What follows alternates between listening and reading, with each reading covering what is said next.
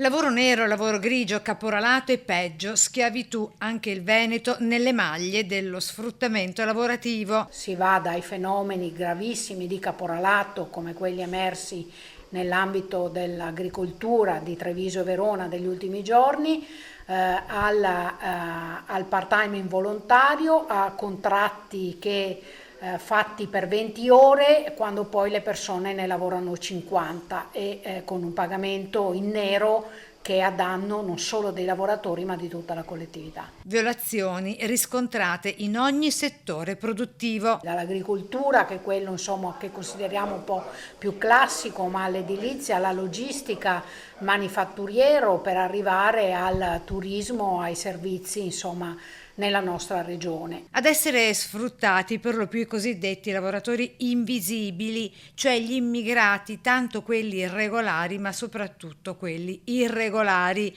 che accettano situazioni a dir poco degradanti. Non denunciano perché temono di perdere il permesso di soggiorno, la possibilità di averlo, e su questo c'è una parte di sistema imprenditoriale malato che continua a fare profitti.